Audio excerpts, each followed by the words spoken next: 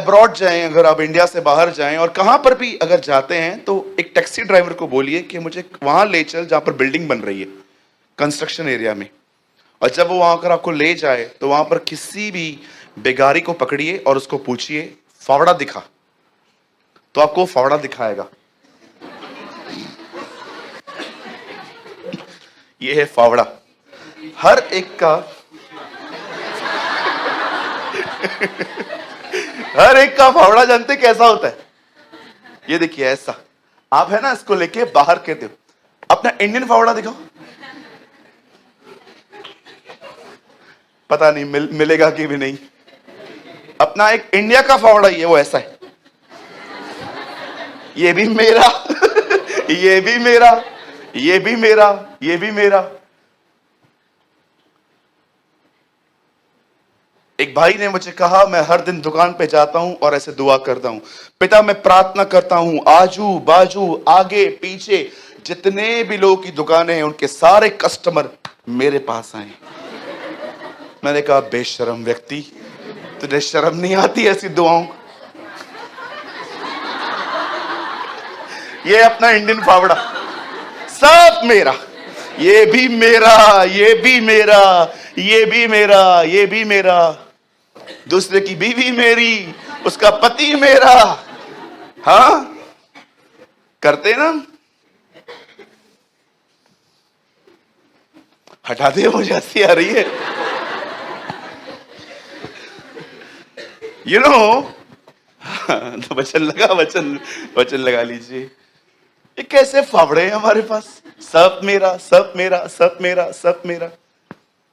लिखना नहीं आता, कॉपियां फ्री में मिले फिर भी लेते हैं।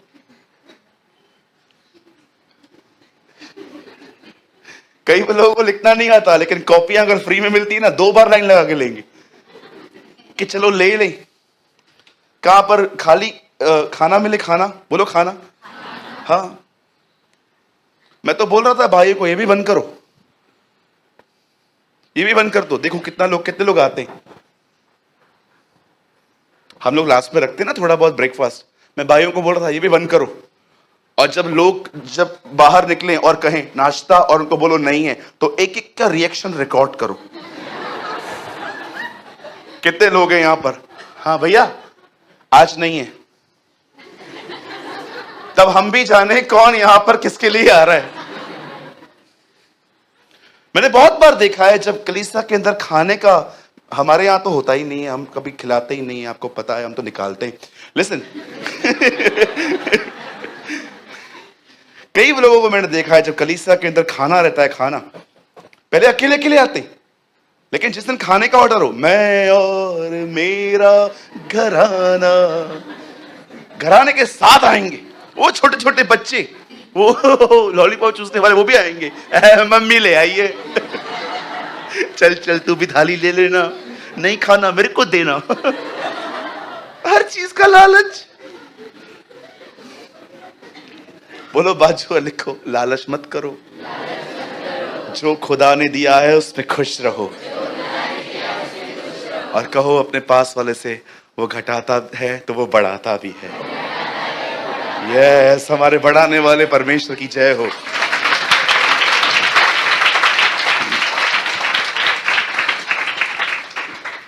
कई बार हमें लगता है कि परमेश्वर हमारे प्रॉब्लम्स को हमारी तरह सॉल्व करेगा जैसे हम चाहते हैं, लेकिन मैं आपको समझाना चाहता हूं, अगर परमेश्वर आपको सब कुछ दिखा दे तो क्या फायदा।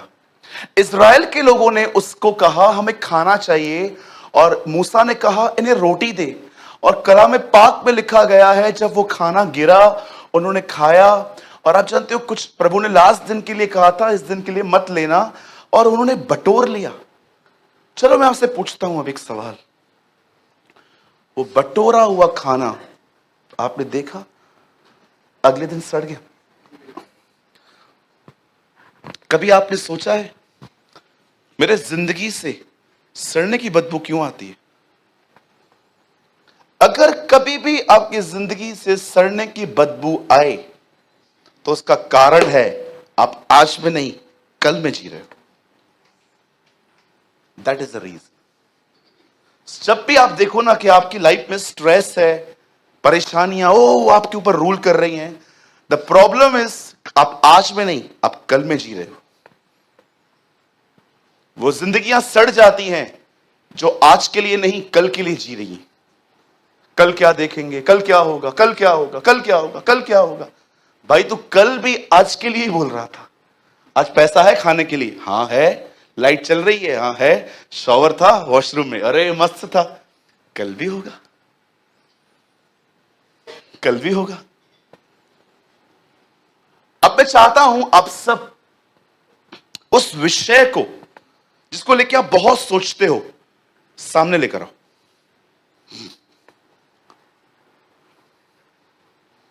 आ गया। कोई तो विषय होगा जिसके बारे में आप चाहते हो कि यार इससे निजात मिल जाए, इससे आजादी मिल जाए, इससे छुटकारा मिल जाए। बहुत सारे भाई बीवियों के बारे में सोच रहे होंगे अब। ऐसे मत करो, हाँ ये गलत है। बीवी प्रॉब्लम नहीं है, एटीट्यूड प्रॉब्लम है, राइट, बिहेवियर प्रॉब्लम है। अब सुनिए, मैं आपको बताना चाहता हूं, देखो खुदा क्या करता है। आप सभी जानते होंगे, कलाम पाक में लिखा है, इजराइल में एक दुष्ट राजा का जन्म हुआ। His name was Ahab. उसने एक औरत से शादी की जिसका नाम था इजबिल। ये परिवार जो था ये ब्लैक मैजिक में इन्वॉल्व था, ये जादू टोने को मानते थे और इन्होंने बहुत सारे नबियों का कत्ल करवाया था। आप जानते हो यीशु ने कहा नबियों की हत्या कोई छोटी बात नहीं है। आप जानते हो प्रकाशित वाक्य में एक ऐसा पिक्चर है जहां पर जो लोग मरे हैं वो खड़े होकर खुदा को कहते हैं तू कब तक हमारे बदले को नहीं लेगा। और परमेश्वर उनको कहता है बस अब थोड़ा ही समय रह गया है। आप जानते हो इस दुनिया में एक परमेश्वर के जन को टच करना, मारना एक बहुत बड़ा क्राइम है। मुझे आज भी याद है जब कलीसियाओं को सताया जा रहा था तब खुदावन पौल को कहता है तू मुझे परेशान कर रहा है, क्योंकि वो उसके कलीसिया उसका बदन है, वो कलीसिया का सर है। ऐसा कैसे हो सकता है कि आप उसके पीठ पे लात मारो और सर को पता न चले। इसीलिए मैं आप में से हर एक को गुजारिश करता हूं, हर एक को, मैंने अपने लाइफ में कभी नहीं देखा है जिन्होंने क्रिश्चियंस को सताया है और आज वो खुश हैं, तरह तरह की प्रॉब्लम से फंसे हुए हैं। मुझे आज भी याद है मैंने कोई लेख पढ़ा था, एक ऐसा व्यक्ति जो प्रभु के लोगों के बड़ा खिलाफ था, बहुत परेशान करता था और ऐसे खुदा ने उसको उलझा के रख दिया है। आज आप मुझे एक व्यक्ति बताओ जिसने खुदा के लोगों को डिस्टर्ब किया है और वो खुश है। सब मट्टी में मिल गए। फिरौन, इजबिल, राजा हेरोदस, फारसी, the prince of Persia, Alexander the Great. आप पढ़ के देखिए, रोम जो लोहा दुर्शाया जाता है, उन्होंने यीशु को लोहे के कीले मारे थे। कलाम पाक में लिखा है एक ही है जो बचा है और प्रभु ने ठाना है कि वो उसे भी मारेगा, लूसीफर। एक ही बचा है और प्रभु ने ठाना है कि वो उससे भी मारेगा। याद रखिए, अगर आप किसी व्यक्ति से अच्छा चल रहे हैं, आप यीशु से अच्छा चल रहे हैं, लेकिन अगर आप लोगों से बुरा चल रहे हैं, आप यीशु से बुरा चल रहे हैं। सो याद रखना, अपना बिहेवियर मॉडिफाई मत कीजिए, अपना बिहेवियर अच्छा रखिए। यहां पर लिखा गया है, यहां समझाया गया है कि जब एलिया उन दिनों में जब रह रहा था, जिन दिनों में ये परिवार था, आपको टाइम मिलता है ना कभी इस परिवार के लिए पढ़ो बाइबल में। बहुत ईविल क्या होता है, ईविल बुराई क्या होती है, आपको पता चलेगी कि कितने कुछ लोग, मुझे समझ में नहीं आता है बुराई करने में क्या हिम्मत है इनके पास। कभी कभी आपने देखा है कैसे लोग बॉम्ब बांध के पब्लिकली चले जाते हैं, कितनी बुराई करने की हिम्मत है इन लोगों में। कुछ लोगों के पास पता है खुदा के साथ खड़े होने की ताकत है, पर कुछ लोगों को मैं देखता हूं कि प्रभु बुराई करने की क्या हिम्मत है इन लोग के पास। इन लोगों ने ऐसा किया और ये उन दिनों में इज़राइल को बाल की आराधना करना सिखा रहे थे। बाल, उन दिनों में बाल के ऊपर स्टडी करेंगे तो आपको पता चलेगा, वो बिलीव करते थे कि बाल मौसम को कंट्रोल करता है। और जब एलिया को ये सारी बातें पता चली, एलिया ने प्रभु से प्रार्थना की और एलिया ने आसमान की तरफ जरोखों को देखकर कहा, बारिश बंद हो जाए। और आप जानते हैं इज़राइल में 3.5 साल तक बारिश नहीं हुई है। उन बारिश के दिनों में, जब बारिश नहीं हो रही थी, उन दिनों में अकाल आया। जमीन ने बीज बोने के बाद खाना पीना सब बंद कर दिया। और अब उस अकाल में एक ऐसा इंसिडेंट लिखा है जो आप में से बहुतों ने पढ़ा है, बट आई डोंट नो आप में से समझा कितने लोगों ने है। अब एलिया उन दिनों में एक ऐसी जगह पे था जहां पर परमेश्वर उसको एक वर्ड कहता है, बोलता है सारपात जा, वहां पर एक विधवा है, मैंने उसे आज्ञा दी है कि वो तुझे खिलाएगी। परमेश्वर एक गरीब विधवा को चुनता है अकाल के समय में एलिया को भोजन खिलाने के लिए। और जैसे एलिया वहां पर जाता है और वो उस विधवा से मिलता है, अब उस विधवा के कन्फेशन सुनो। वो विधवा कहती है, हमारे पास लास्ट मील है, हमें भी नहीं पता है कि इसके बाद हमें मिलेगा कि नहीं। इवन वो तो इतना डिस्टर्ब थी, वो कहती है ये आखिरी है, खाएं और मर जाएं। जब मैं इस वर्ड को पढ़ रहा था, खाएं और मर जाएं, तो उसका मतलब क्या था? एक्चुअली वो ये कहना चाह रही थी, ये हमारे पास लास्ट है, इसके बाद हमें क्या मिलेगा अपने लिए हमें भी नहीं पता है। एक ऐसा गरीब परिवार जिनके पास खाना नहीं था, खुदा नबी को वहां भेजता है। और एलिया वहां पर जाके कहता है, मेरे लिए कुछ बना के ले आ। और वो बहन कहती है, हमारे पास कुछ नहीं है एलिया, ये लास्ट मील है, ये मेरी फैमिली में बस चलेगा, इसके बाद हमें भी नहीं पता हम कैसे चलेंगे। तब एलिया उससे कहता है, मेरे लिए बना।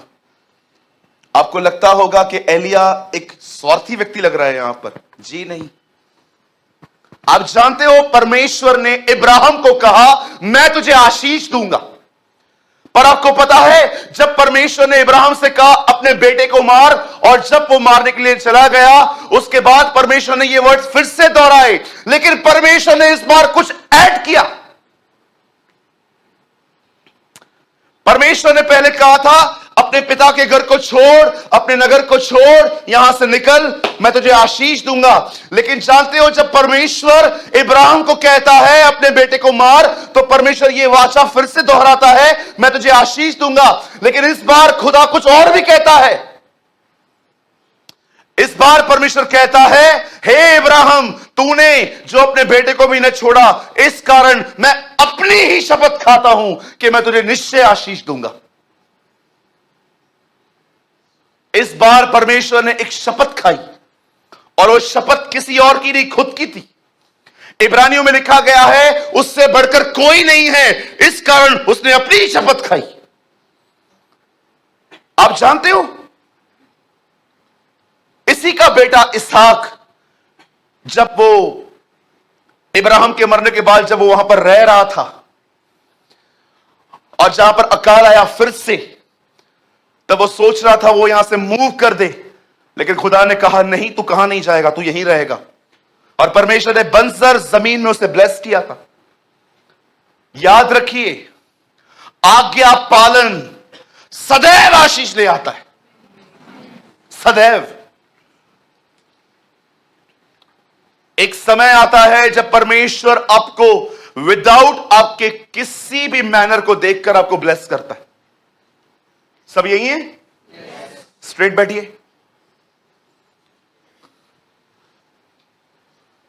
एक समय ऐसा आता है जब परमेश्वर आपके पाप, मुझे इज़राइल में एक व्यक्ति नहीं पता है जिसको यीशु ने पूछा, तू बीमार है? हां, जाओ उपवास रख क्या। किसी को प्रभु ने नहीं कहा, क्या तू 10 आज्ञाओं को मानता है? कभी भी नहीं। याद रखिए, जीवन में एक समय ऐसा आएगा जब आपसे कुछ नहीं पूछा जाएगा, आप जो मांगोगे वो आपको मिल जाएगा। लेकिन याद रखना, मिलने के बाद एक समय ऐसा भी आएगा जब परमेश्वर आपसे कहेगा, अब आज्ञा पालन।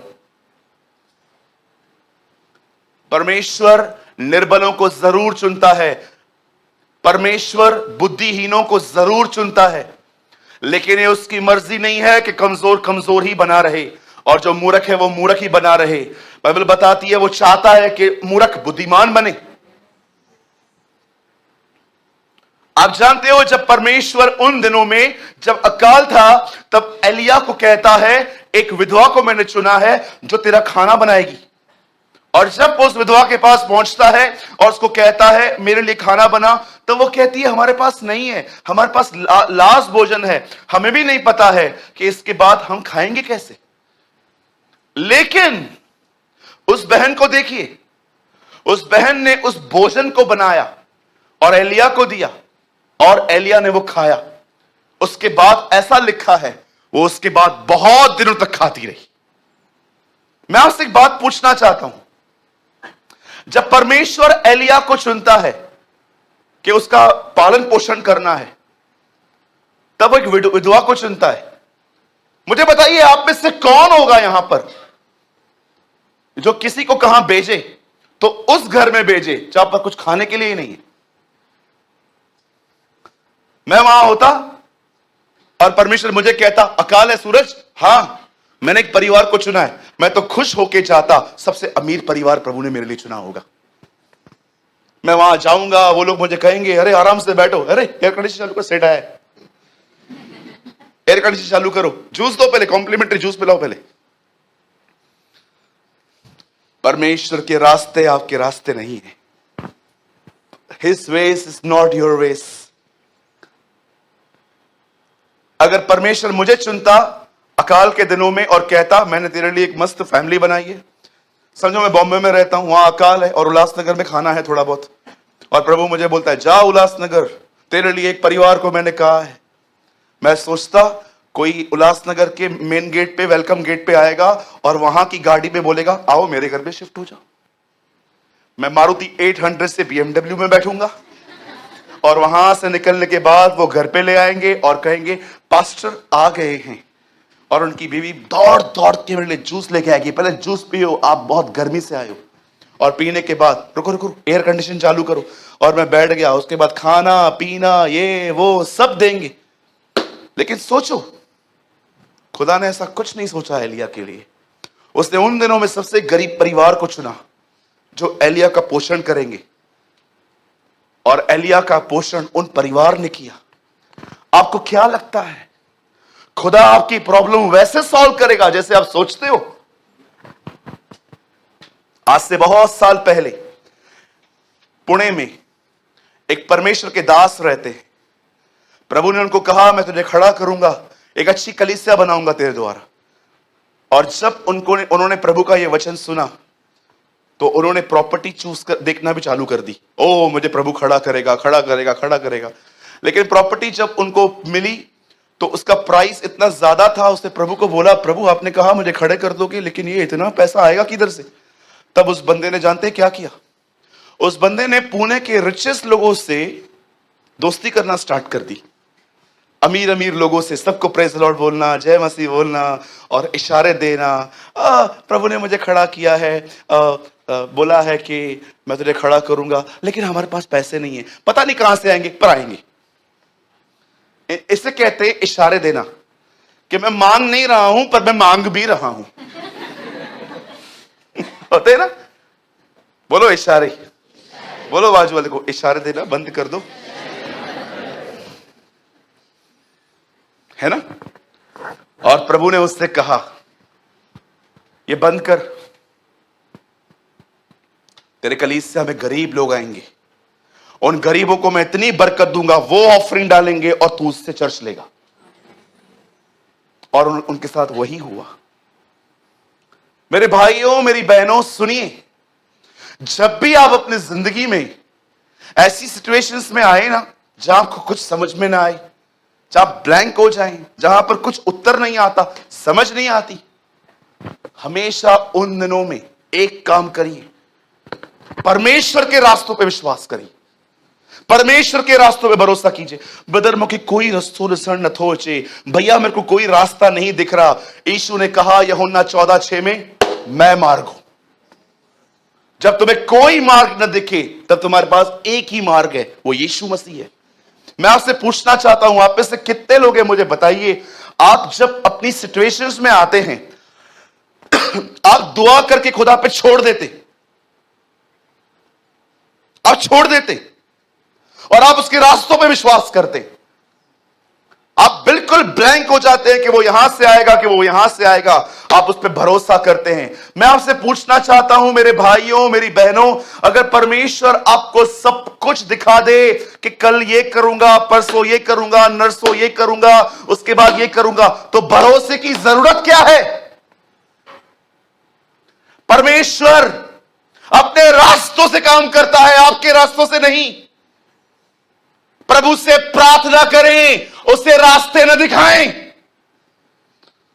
ऐसा कर, ऐसा कर, ऐसा कर। ओ यीशु, जिन दिनों में यीशु आया, एक आदमी आके कहता है, प्रभु मेरे भाई को बोल मेरी प्रॉपर्टी का एक हिस्सा मुझे दे दे। और यीशु ने उसको यह नहीं कहा कितने बजे आना है, कौन सा हिस्सा मेरा है। करते ना आजकल कुछ लोग, डील करते ना,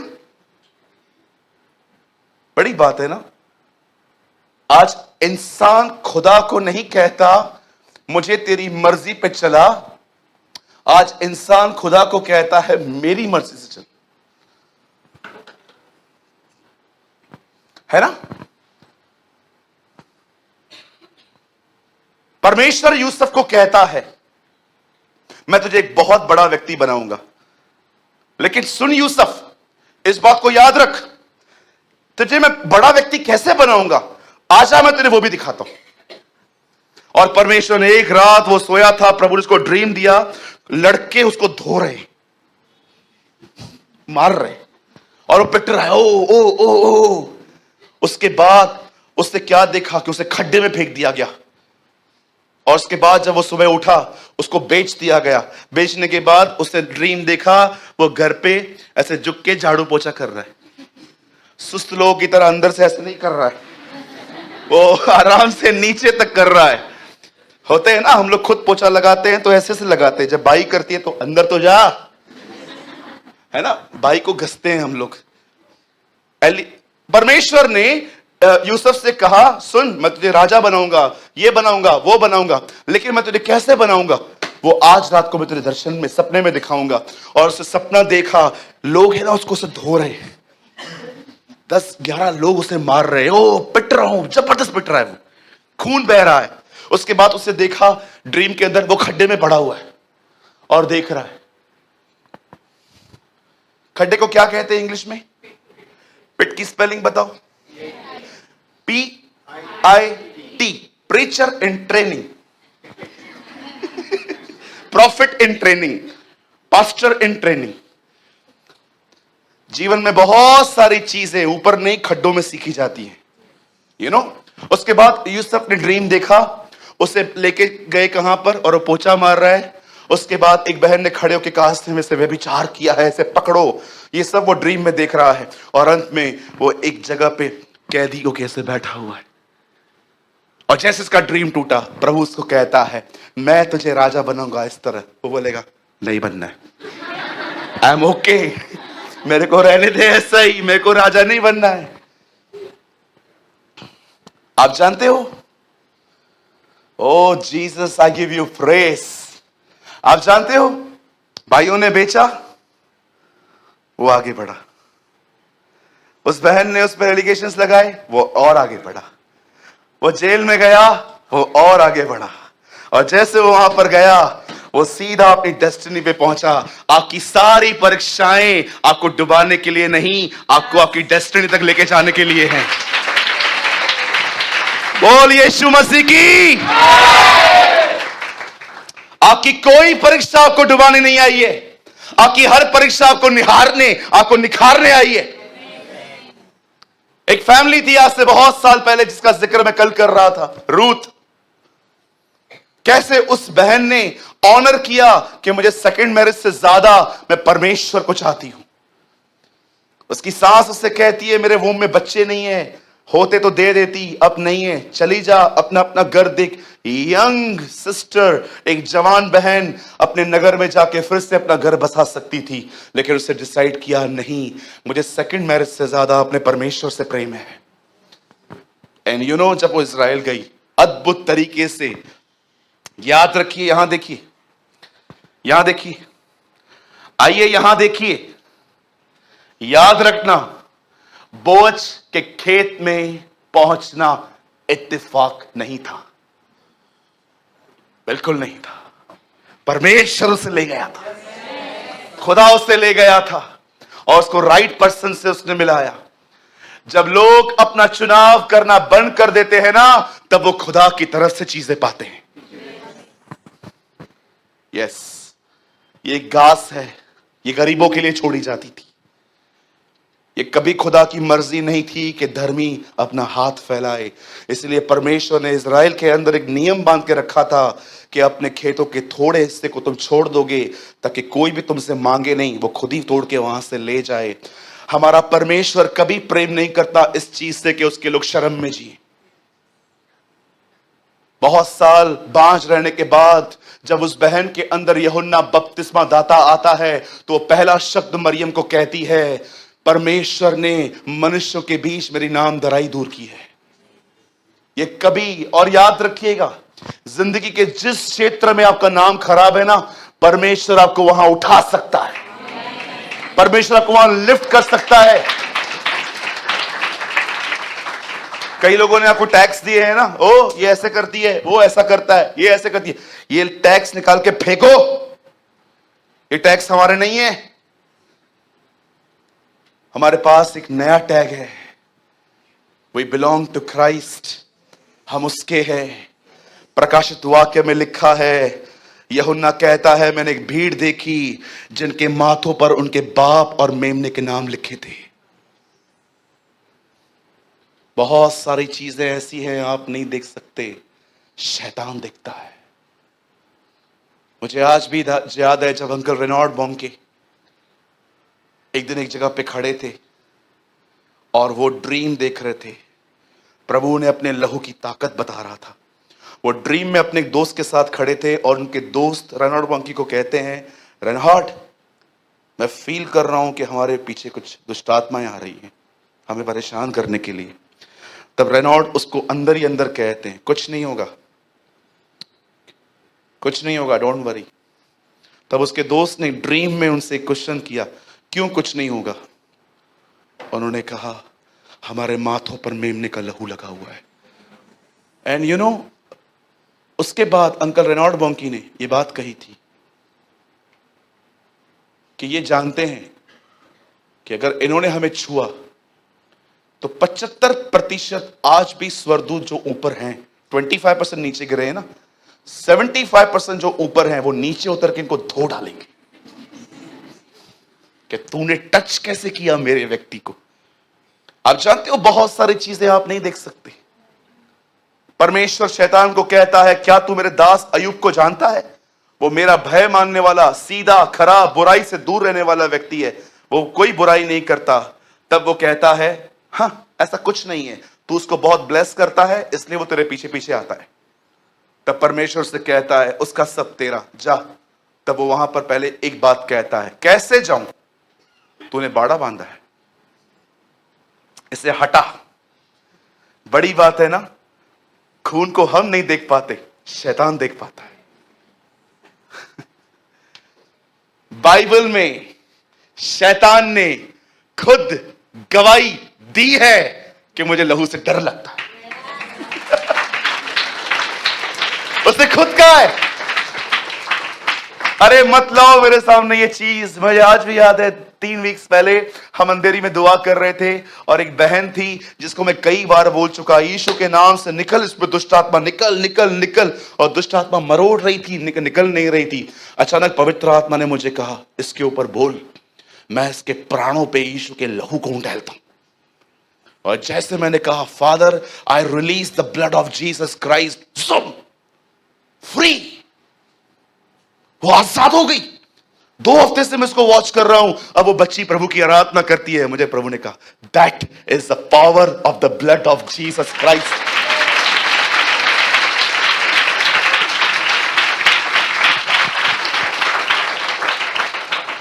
बिलीव मी, अभी भी जब मैं इस वर्ड को बोल रहा हूं ना, डीमन पजेस लोगों की हालत खराब होती होगी।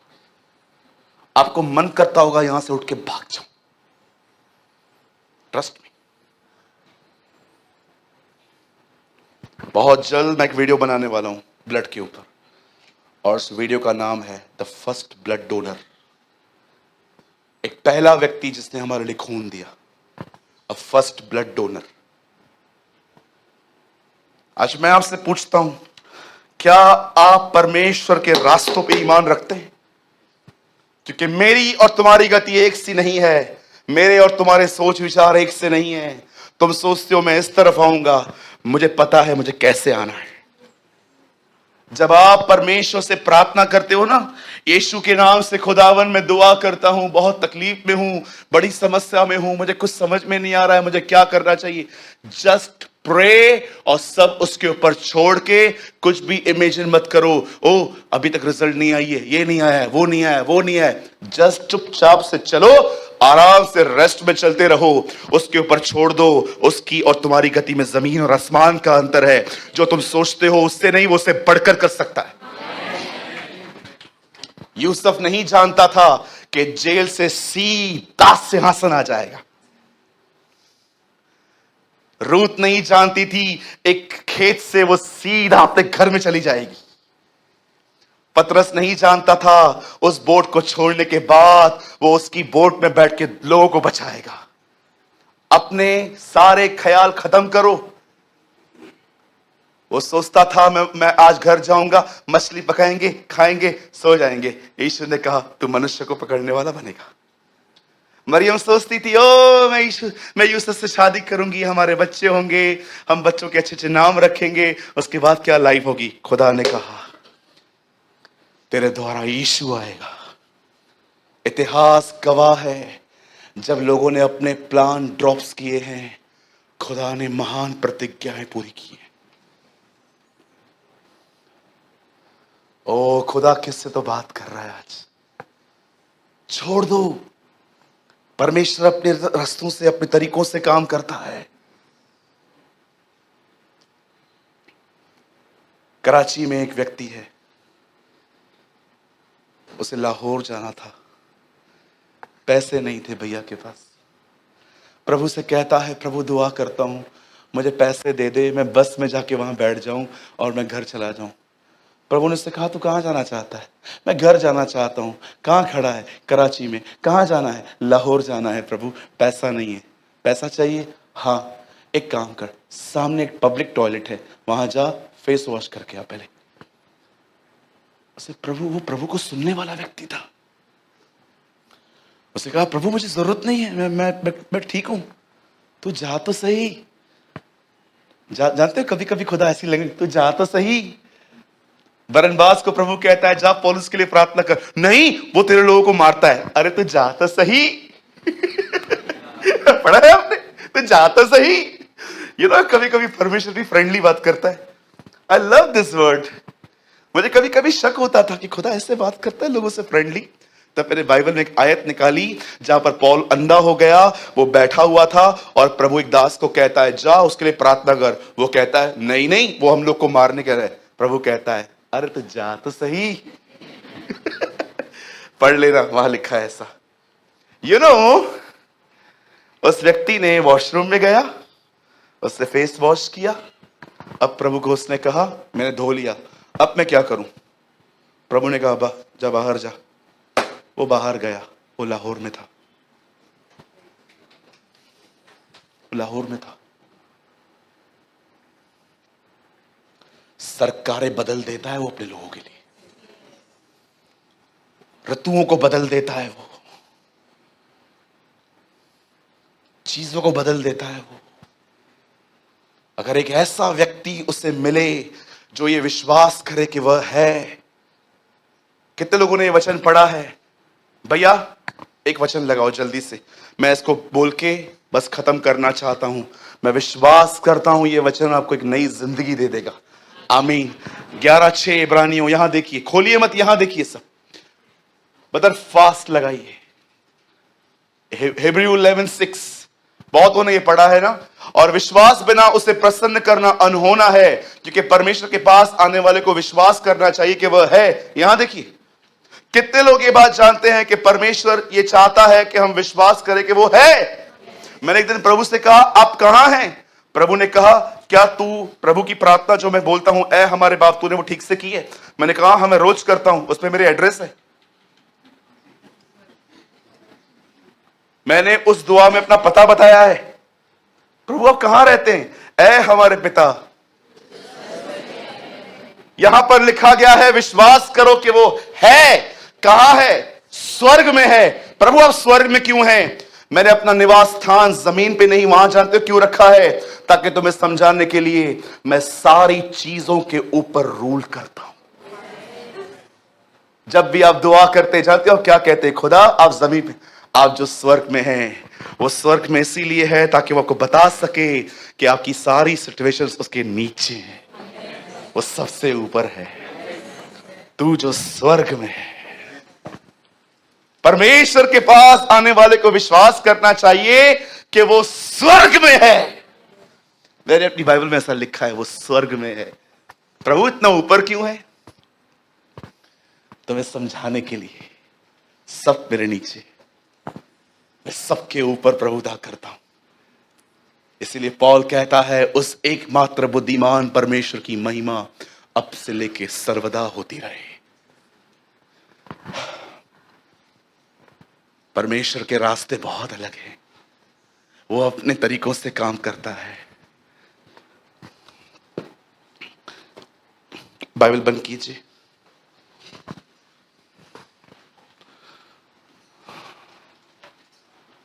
सुनिए, बंद करके सामने देखिए।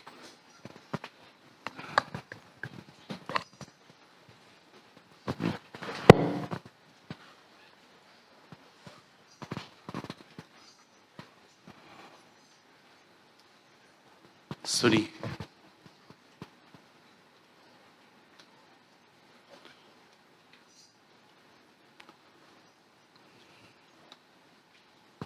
आप जो भी लोग यहां बैठे हैं, फर्स्ट सेकंड फ्लोर, जहां पर भी आप बैठे हैं, ऊपर नीचे, मैं आपको एक बात कहना चाहता हूं। आई बिलीव ये वर्ड किसी की लिए है जो खुदा मुझे दे रहा है। सुनिए, कभी भी आप देखें कि जब देरी हो, तब याद रखें कुछ उत्तम होगा।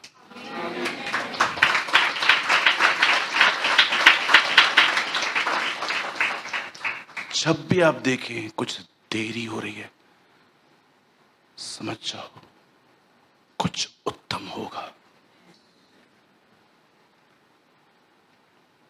फिर से कहता हूं, थर्ड टाइम आई रिपीट, जब भी आप, आई नो किसी को इसकी नीड है, कोई है यहां पर जिसको खुदा कह रहा है, देख ये शब्द तेरे लिए है। जब आप देखें कि देरी हो रही है, आप ये न समझें कि खुदा सोया है, वो इग्नोर कर रहा है। वो कुछ महिमामय करेगा, वो कुछ महिमामय करेगा। इतिहास गवाह है, इतिहास गवाह है, जिन चीजों को बनाने में बहुत समय लिया गया, वो चीजें बड़ी औसम बनी है, खूबसूरत बनी है। ये न सोचें कि परमेश्वर बहुत देरी से आता है। आपको इसलिए लग रहा है क्योंकि आप जल्दबाजी में हैं। परमेश्वर कभी देरी से नहीं आता, न परमेश्वर समय से पहले आता है, वो एग्जैक्ट टाइम पे आता है। अगर आप नहीं जानते तो गलातियों पढ़िए, जब समय पूरा हुआ तब परमेश्वर ने अपने पुत्र को भेजा। पौल कहता है, मैं कई बार परमेश्वर को कहता हूं, प्रभु सेम वर्ड्स जो पतरस ने, लोगों ने कहे, सॉरी, जो यीशु ने कहे, जब वो उनके पैर धो रहा था तो वो उनको कहता है, जो मैं कर रहा हूं तुम उसे अब नहीं समझोगे। बहुत बार मुझे खुदा ये कहता है, जो मैं कर रहा हूं तो अभी नहीं समझ पाएगा। 2 साल पहले हमारे चर्च में एक बहन आती है, आज भी आती है, थर्सडे को आ पाती है। वो उसके घर के अंदर कोई बीमार पड़ गया, सीरियस हो गया। वो इतना टूट गई उस व्यक्ति को देखकर कि अगर ये चला जाएगा तो क्या हो जाएगा। वो इतना परमेश्वर के करीब चली गई अपने दुख को लेकर, इतना प्रभु के करीब चली गई कि बाद में अब उसे अपने उस व्यक्ति की चिंता कम, खुदा के करीब रहने का आनंद ज्यादा था। परमेश्वर ने उस बहन को बचा लिया, उनकी मदर को प्रभु ने ठीक किया, उनकी मम्मी आज भी भली चंगी है। लेकिन आज जब मैं उस बहन की जिंदगी को देखता हूं, मैं प्रभु से कई बार बोलता हूं, प्रभु मैंने इस बहन के ऊपर कितनी मेहनत की थी लेकिन 1% भी बदलाव नहीं आया था, तेरे करीब आ गई। आज वो एक डिफरेंट सिस्टर है। आती है, चुपचाप से वचन सुनती है, प्रभु से प्रेम करती है, एक साफ सुथरी जिंदगी जी रही है। क्या आप बिलीव कर सकते हो? परमेश्वर को आपको अपने करीब लाने के अपने रास्ते।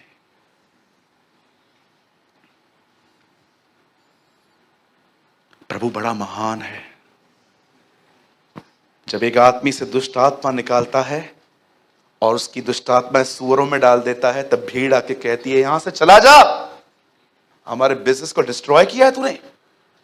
और वो व्यक्ति जिसमें से चंगा हुआ था, वो आके कहता है, क्या मैं भी आपके साथ चलूं? See the god of wisdom. No, घर जा और सबको बता तेरे साथ क्या हुआ है। पवित्र आत्मा देखिए क्या बुद्धि देता है। यीशु, तू नहीं जा पा रहा है ना, अब ये प्रचार करेगा। He will preach. See the God of wisdom.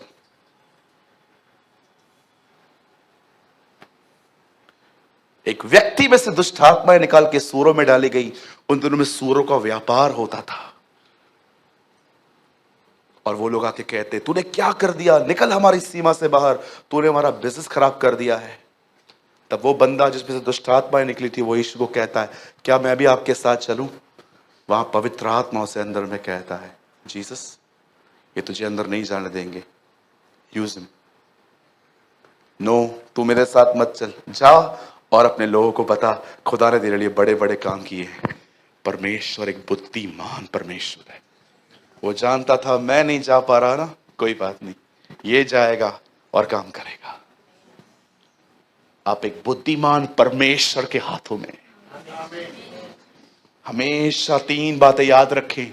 जिस परमेश्वर की आप आराधना करते हैं ना, उसके पास 3 चीजें हैं। फर्स्ट, वो आपसे प्यार करता है। Second, he is full of wisdom. और थर्ड, ही इज ऑलमाइटी। वो सामर्थी है, बुद्धिमान है और वो प्रेम करता है। चौथी बार ये लाइन बोल के मैं खत्म कर रहा हूं। जब देर हो तो समझ जाओ कुछ उत्तम होगा। समथिंग ग्लोरियस, कुछ महिमामय होगा, उम्मीद से बढ़कर होगा कुछ। इसीलिए विश्वास योग्य रहिए।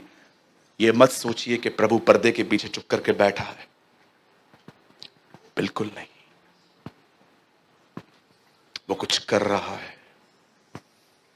जानते कहां कर रहा है?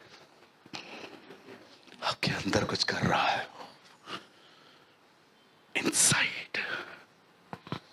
Oh, I feel the glory of God is here. मैं विश्वास करता हूं प्रभु की महिमा इस जगह पे। Shall I repeat fifth time?